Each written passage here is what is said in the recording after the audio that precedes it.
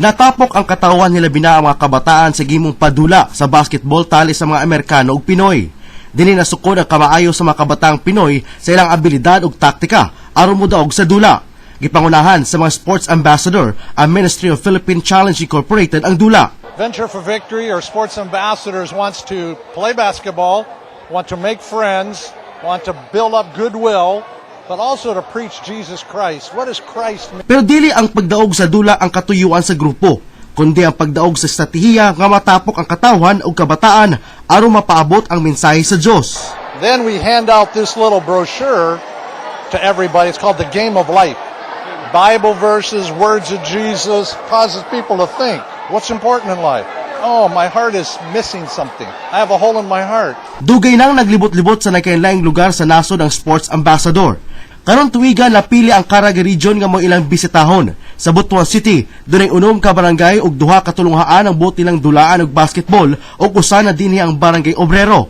So we would like to thank for the wonderful response. No, this is a very good experience of learning how to play against bigger players. Second, cultural experience din ng ating mga bisita.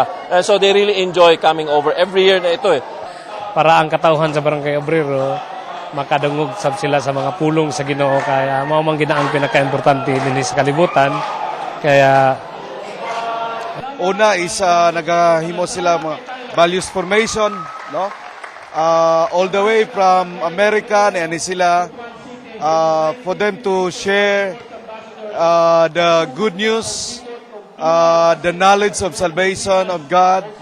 Ang 16 anyos nga miyembro sa sports ambassador nga si Kevin White, bisan to na baguhan kini sa iyang naandang kultura sa iyang lugar kumpara dinhi sa Pilipinas, dili kini babag kaniya aron igahin ang iyang oras sa pag-alagad sa Dios isip tagahatod sa maayong pulong.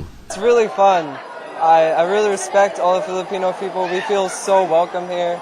They're so kind to us, and just people that we don't know, we meet them for the first time and they feed us, and it's so nice.